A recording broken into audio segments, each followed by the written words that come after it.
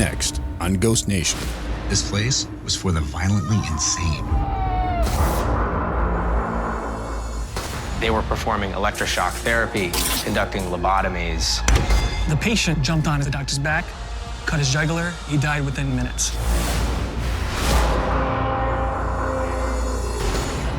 Just disappeared into the wall. I still get goosebumps and it freaks me out now. It's the largest location we've ever investigated. I'm already lost. No cameras had been allowed in over 10 years, until now. No, it just did it again. In this extended investigation, we help a community living in fear of where these disturbed spirits will go. They're going to be tearing down this building When this place is torn to the ground. I've started experiencing activity at my house. It's right in front of us. Oh. Something knows we're here.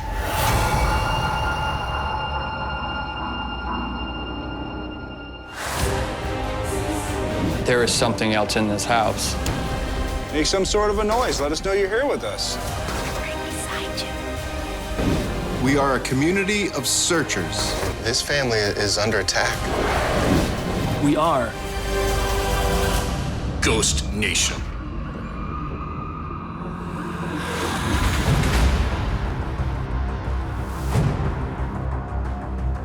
We're in South Central Pennsylvania, headed to one of the nation's oldest and largest asylums for the mentally ill, the Harrisburg State Hospital. Between 1851 and 2006, the facility treated thousands of patients, from the clinically depressed to the criminally insane. After the hospital closed, some of the buildings were converted into offices for government agencies. And now, rumors persist that the restless spirits of patients and staff roam the halls. But that's about to change. A lot of these buildings are all going to be torn down, and a lot of the people are worried. What happens after these places are torn down? Where do these spirits that they believe are here go? right. Yep. Alyssa Caridi is part of the UPRO family, and we sent her ahead for a preliminary sweep of the complex. Alyssa, she had some incredible activity when she was here investigating. I'm pretty excited about it.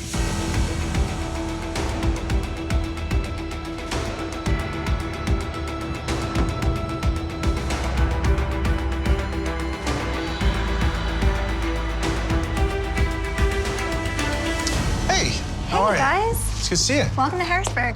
I'd really like to show you guys what we found while we were here. I got some really good evidence that I want to talk to you guys about, and I have some personal experiences that I might need your help. Absolutely. Yeah, let's All take a right. look. Well, yeah, have to.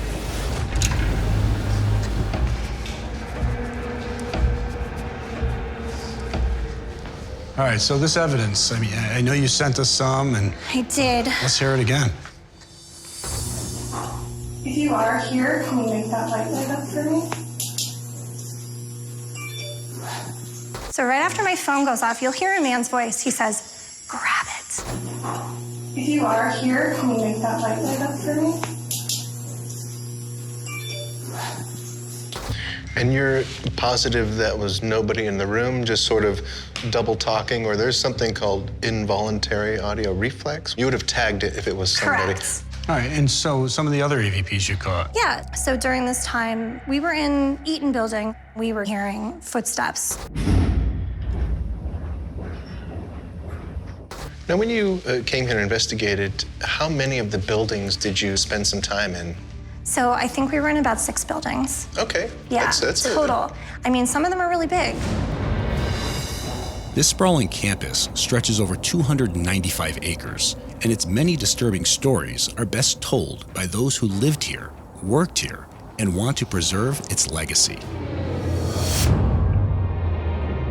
Harrisburg State Hospital is a place where the mental health revolution began, but its history wasn't so pretty. They were performing electroshock therapy. They were conducting lobotomies. This was really a place for experimenting on the mentally ill. Because of this, the hospital has a history of a lot of strange happenings. from 2004 to about 2016. My office was located in the Cherrywood building. Prior to being an administrative building, Cherrywood was the female ward for the criminally insane. They were known as the most violent females on the hospital grounds. In Cherrywood, I witnessed the elevator doors open and shut by themselves. And two of the doctors that I had worked with while working there late in the evening, they heard the elevator door open, and when they looked out into the hallway, they saw a person in what seemed to be a hospital gown, seated on a gurney that rolled out from the elevator. So that was pretty creepy.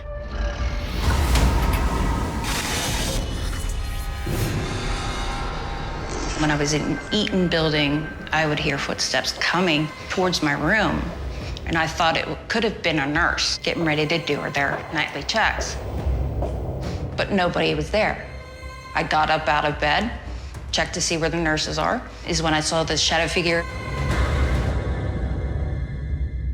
When I saw it, I just was stunned, and it just disappeared into the wall.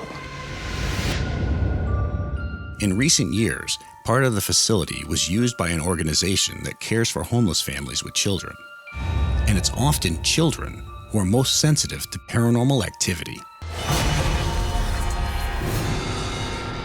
In the basement of Hemlock Hall, kids would regularly report that they were playing with an older man that they called Mr. Apples, who they described to be dressed in a white lab coat, much like a doctor or a scientist would have been. But there were no other adults in the building, and they searched high and low and could not find any sign of any Mr. Apples.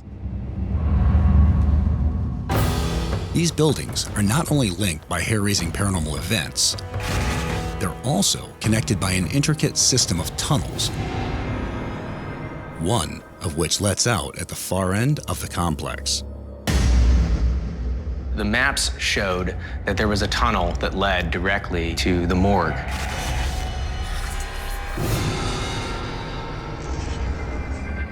In its most chaotic days, the hospital described a patient load that was so great, they had people passing away and couldn't care for them properly. Some people were buried right outside of the building. The spirits of emotionally and mentally disturbed patients who were tormented in life and buried hastily in death could indeed be attached to this property, a property that's about to be redeveloped. If the buildings are demolished, what will happen to the spirits that are here? They might leave the campus to the local neighboring areas that mimic the architecture or the surroundings similar to the Harrisburg State Hospital grounds. They're tearing it down. I have an idea they're going to be asking for more trouble.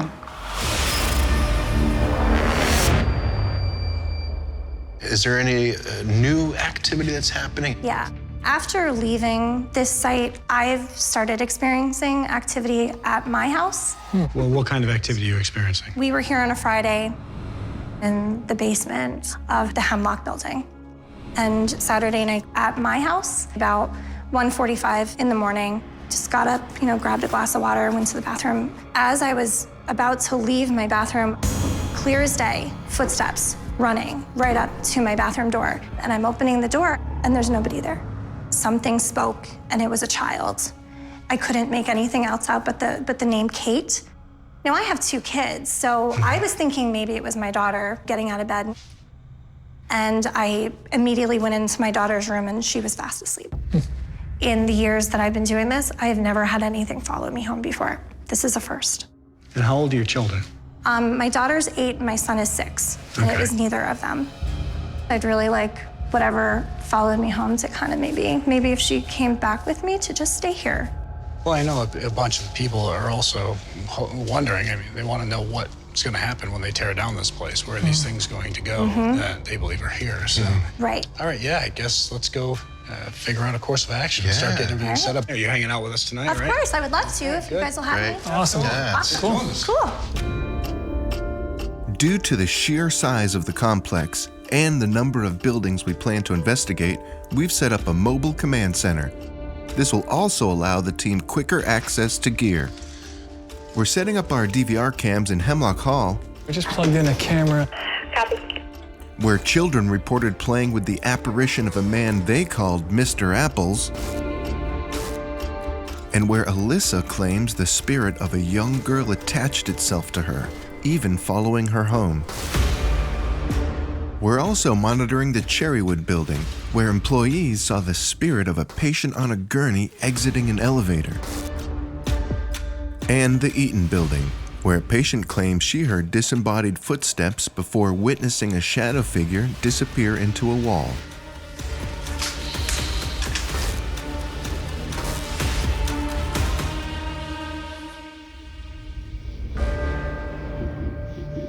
Steve, take this.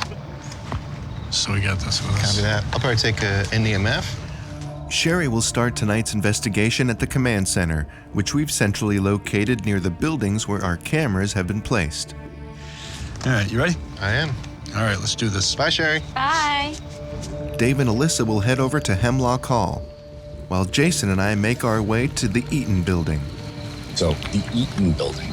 This place was for the violently insane. It's going to be right up our alley.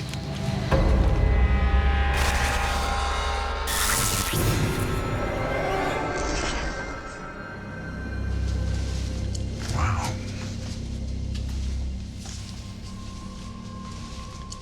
Cognitive rehabilitation attendance sheet. Yep.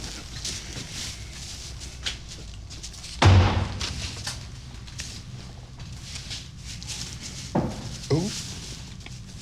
That was twice loud. That wasn't you the first time? Nope. Nope. Not at all.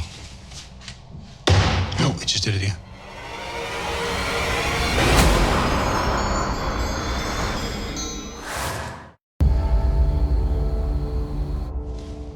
It sounded just like one of these things. Yeah, but it's further away. It was loud. Look at the server room. Wow.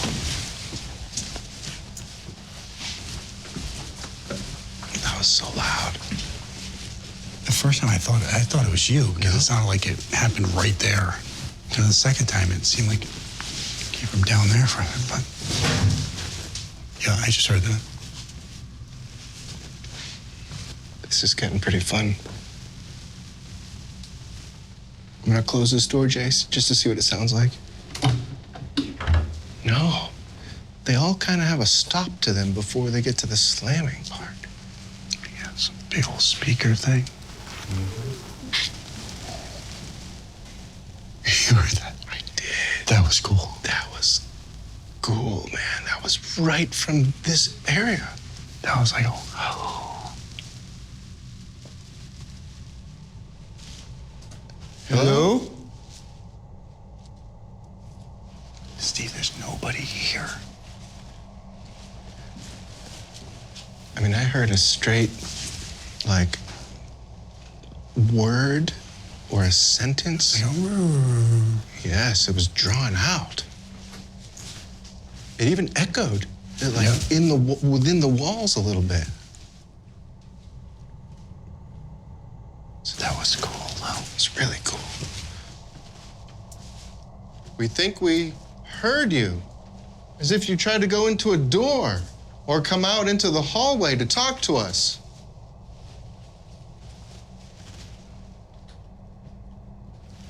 Should we head down to where that light is? That light's on down there. Yeah. Because I don't remember that being on. I don't either. That's why I was really confused. Yeah. I didn't see any lights on, especially from outside. So, yeah, did that light come on after we came in the building? Let's go find out.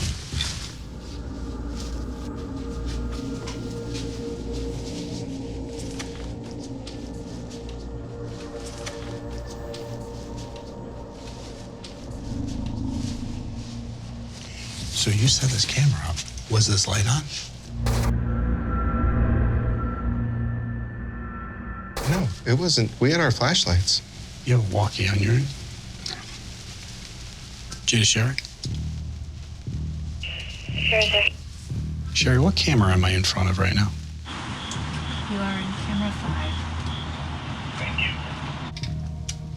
Camera 5 you set up when it's dark. Were you guys in front of that camera a little while ago also? No. Why? Because Steve? at probably about 5 minutes ago, There was it looked like a flashlight that came from where you guys are standing right now down the hallway, so I thought you guys were going to be walking in there. but when you guys actually shined your flashlights down, it didn't look like the same type of light. So She saw the light come on. I think you saw the light come on. Okay, well, that helps tell us that something turned on the light here. Okay, good luck. That was a sequence. All of that happened in a sequence, you know? So it's like boom, boom, the voice. Well, no, the boom, boom, the light was on, and then the voice. Mm-hmm. Holy crap. One thing after another. Most of the activity was in the basement, but it's really, this whole place is just creepy.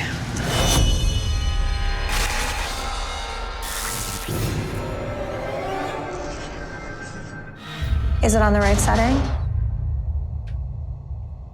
No, it's fine. It was, the temperature reader was on. I turned it off because that'll just keep beeping. We were invited here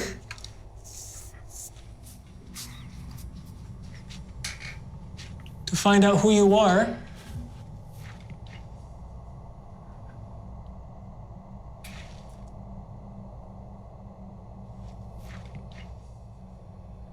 Are you picking that up on there? I thought I heard a very, very, very low, distant Woman's murmuring. voice? I didn't hear a woman's voice. Is there a little girl here? Or any children?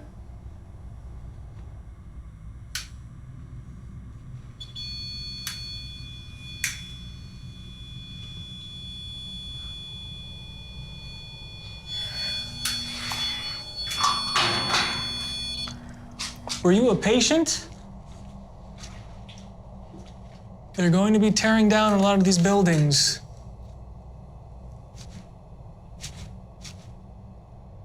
Do you think you were forgotten?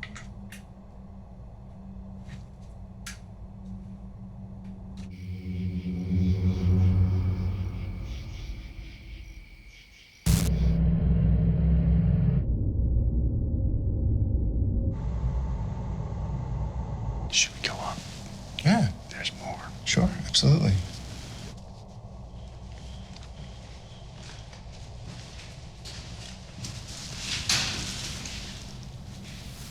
Looks like right.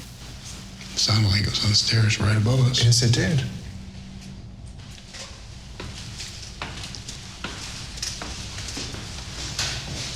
Oh, it just happened again.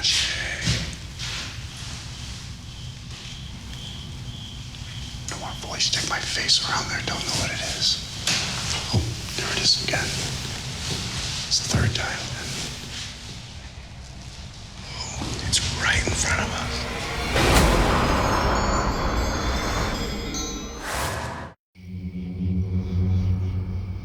We're gonna come up there. If you don't want us to, you gotta let us know. We're coming. There was just a... Oh, up there. Yeah, you didn't just hear that? No. Oh, I know we caught that on camera. Could have been saying no when I say we're coming up, but... Did it sound like it was coming from in front of you? Yeah, Steve, it sounded like it was just like a... Oh. That was loud. That was like neck tingling. That was weird. We think we heard you say something. Can you say it again?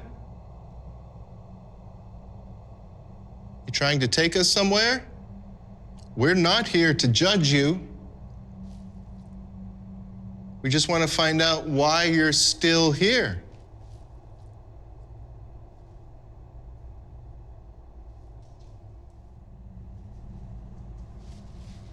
We definitely had a voice that we both heard, a voice that only you heard, doors slamming. It's a hell of a start.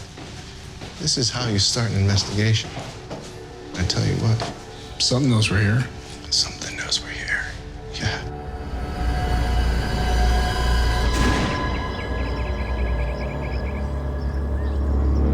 With the eruption of activity on our very first night, we suspect there could be multiple spirits lingering on the asylum grounds, trying to make contact.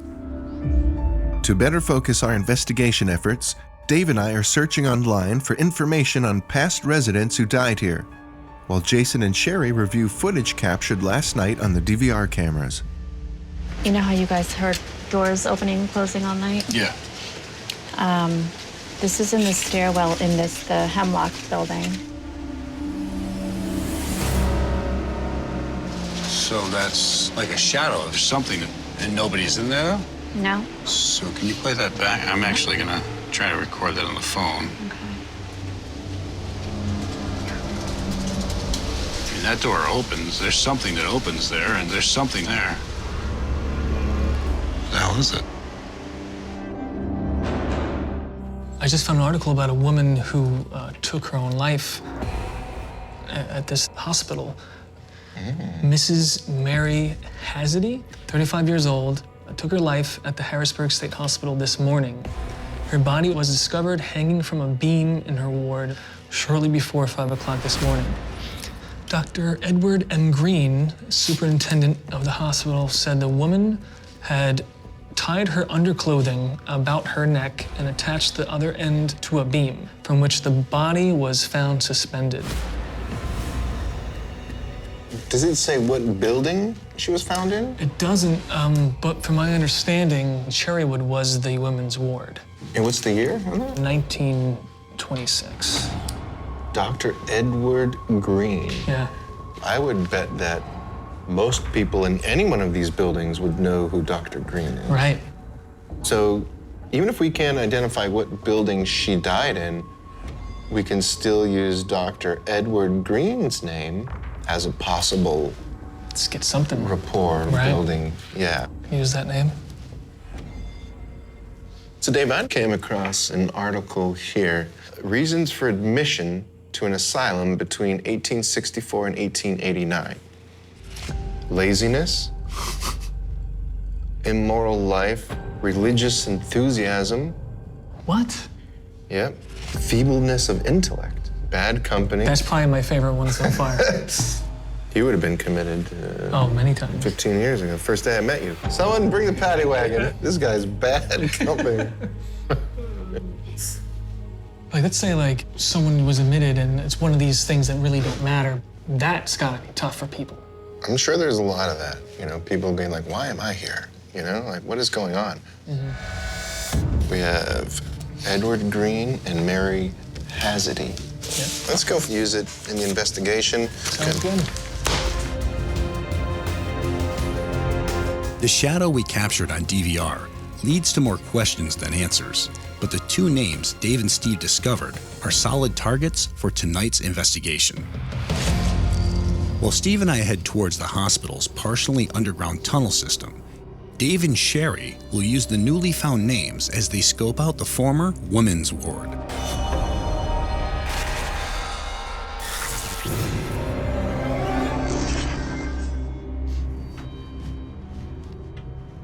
Cherrywood could be where Mary hanged herself. Is there anybody here?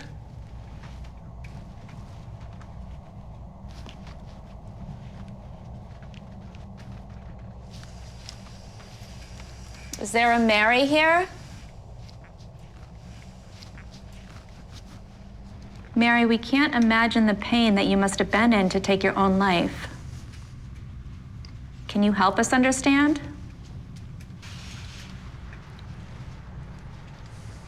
Hello? Is there a doctor in the house? Dr. Green?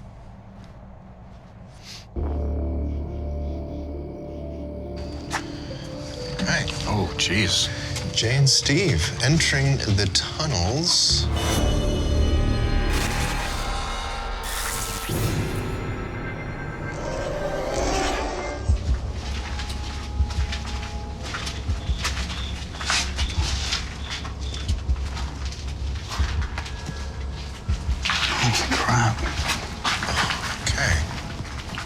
So we could go left, right, or straight. Maybe go all the way down, and if we end up nowhere, come back to one of these outlets here? Yeah, I mean, I'm game with that. Okay. Oh, you know how lost you could get down here? I'm already lost. And we've only been going straight. Yep. And sometimes patients would wander off into tunnel systems to try to get to another building, and there were reports of people never returning, going missing.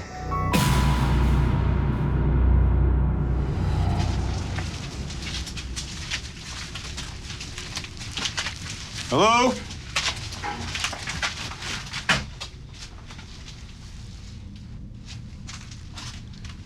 It's like clank, clank, clank. Right after I said hello? Hello?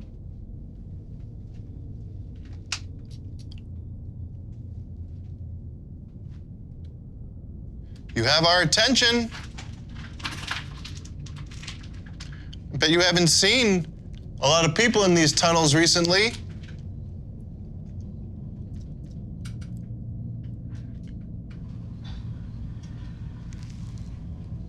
What was that? I have no idea. Almost sounded like a deep breath. Is that you?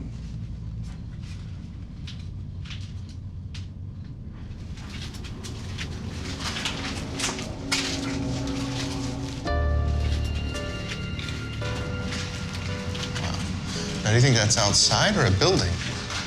Assuming that probably leads to a building. All right, let's find out. Yeah.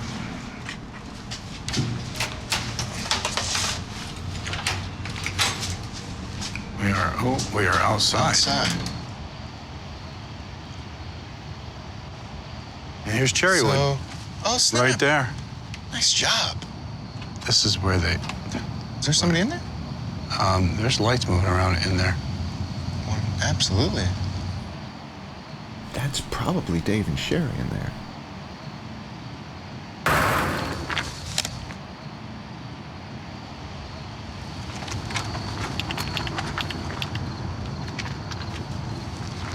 What the hell was that? This door just not slammed, but something pulled it shut.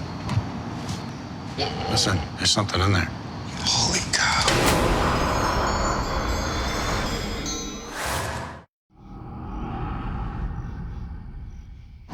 I think if there's something in these buildings that they're trying to come out through here as like an escape route. There's some. Come on. Hello? Ooh. That was weird. Felt like a rumble. Yeah. Boom, boom, boom. Exactly. Weird thing is I kind of felt it in my feet. I did too. This is a concrete floor. I felt that. It was rumbly. I don't know what that was.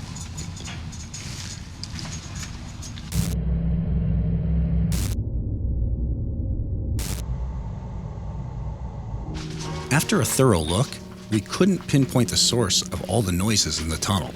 There's a staircase. So I head back to the command center with Sherry. And Steve will join Dave in Cherrywood to investigate the bizarre elevator claim.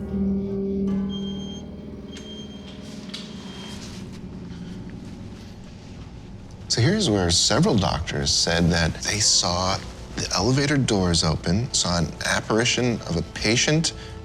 Two of the doctors, they heard the elevator door open, and when they looked out into the hallway, they saw a person in what seemed to be a hospital gown, seated on a gurney that rolled out from the elevator. So this is the elevator. The board. Now, do they see it from upstairs? Oh, there it goes. So there's maybe proof that it will go on its own. Mm-hmm. But to see almost like a patient going in and out, how do you explain that? See, that's the thing. It's pretty creepy. Should we ride it? All right. Oh. Second floor, here we go. All right, second floor.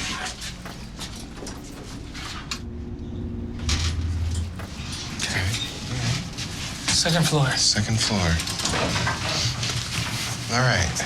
Let's just let it do its thing. Give it a moment. Right. Give it a moment. See what happens naturally. Can you make this elevator work for us, please?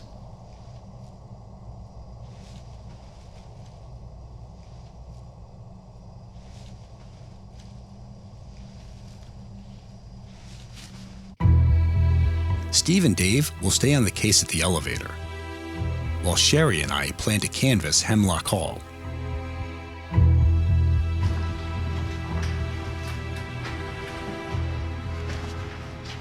Hemlock Hall was used as a homeless shelter where a mom claimed her kids were playing with a ghost named Mr. Apples. Mr. Apples, can you do something to let us know you're here?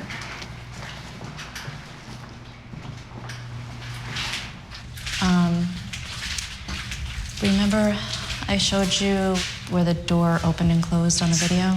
This is where it is. So it was this camera here shown there. But I mean, the only way that would have been possible is if somebody or something was on this, which there's the only way on or off is through this door. Something had to walk by the camera. Yes.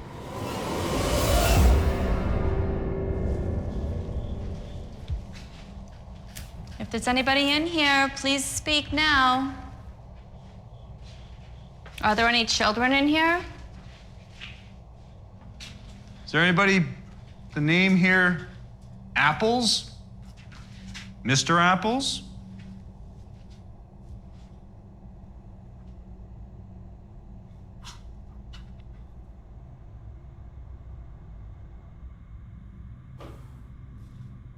It was just sounded like a door just closed.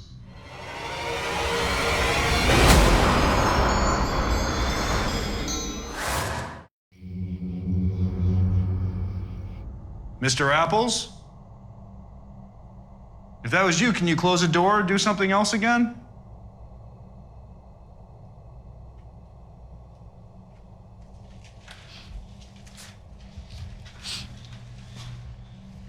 Mr. Apples, are you here with us?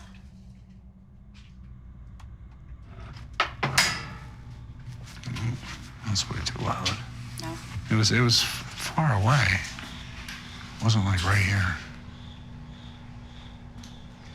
They're gonna be tearing down this building. Does anybody here need help?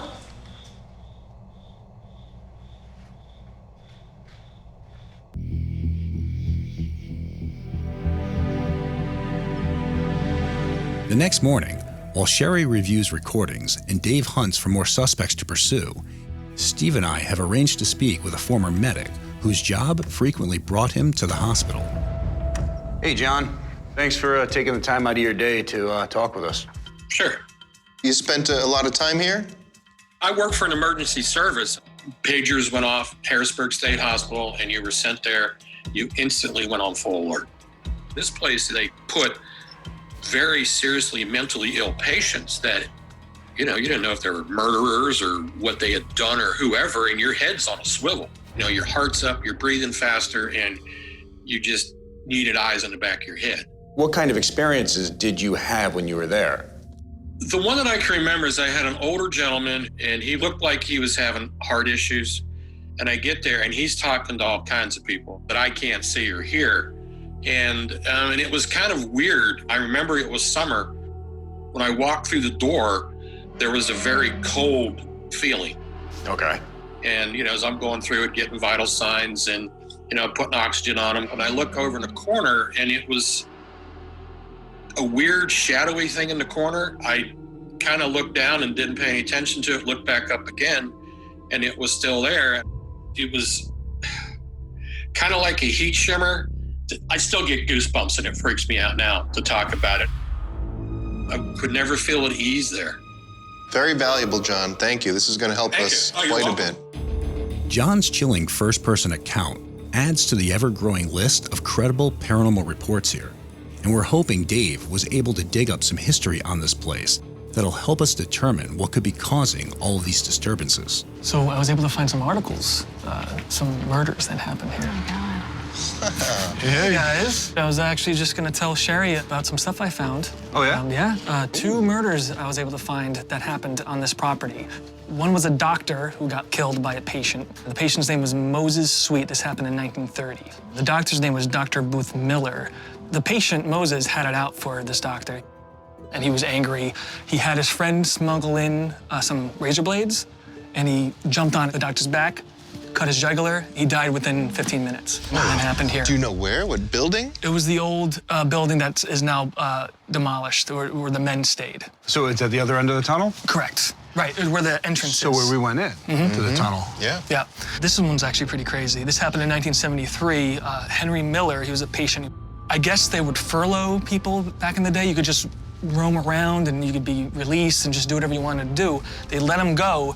He goes home, he stabs his mother to death, and then he goes to the police. He also confesses a separate murder that he did on this property to another patient, and her name was Beverly Rhines. She was 32 years old. Miller killed her 2 weeks before he killed his mother. He strangled her, put leaves on top of her body, and then dumped her body right next to the morgue.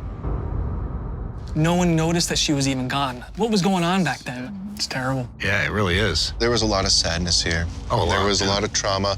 A lot of bad things happened to a lot of people before they got here and while they were here. Well, I think we've got a lot of information. We just need to try to figure out, I think, how we're going to use it. Yeah. Good work, guys.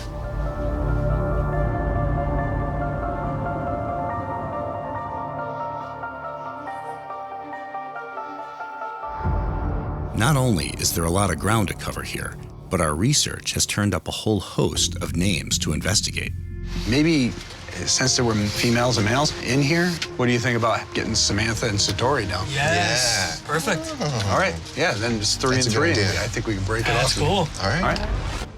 Jason's daughters, Samantha and Satori, are seasoned investigators in their own right and will be an important addition to our team.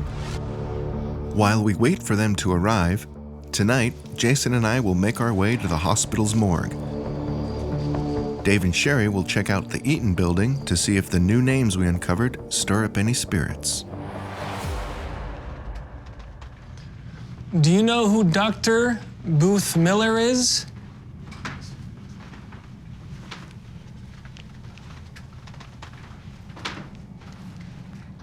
Something very terrible happened to him.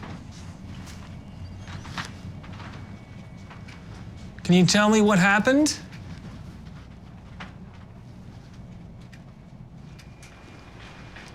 Does anybody know about a patient here by the name of Moses Sweet? Does anybody want to talk to us? We can't hear you. You got to do something for us.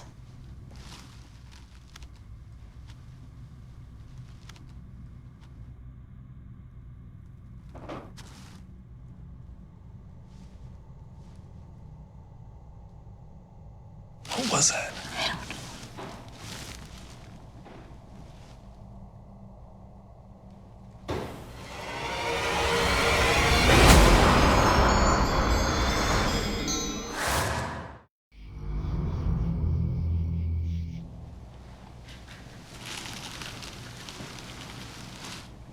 Is that coming from over there?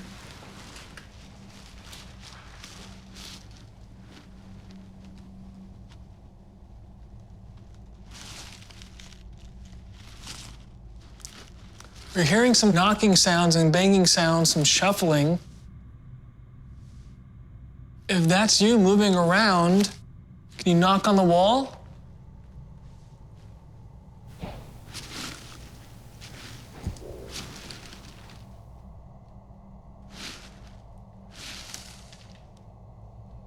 Is there any way that you can come closer to us? Can you tell us who you are? Can you say something?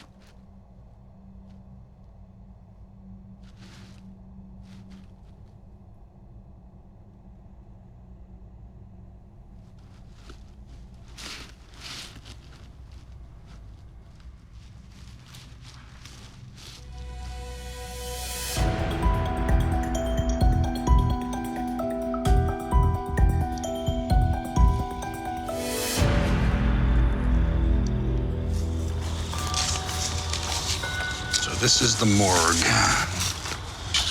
This is where the guy killed the girl. She was here for 2 weeks, just covered with leaves. And the guy was released because they hadn't found her. Right, he was furloughed. Oh my gosh. Beverly, you were murdered and left on the ground here. Are you with us? Why in front of the morgue did he kill her? Why'd he kill her in general? There were some deeply disturbed people locked away at this hospital, and a lot of them ended up here.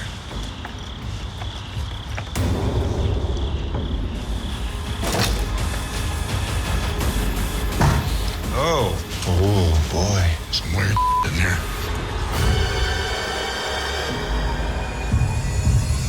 Next time on the terrifying conclusion to our biggest investigation ever. I immediately smelled death in here.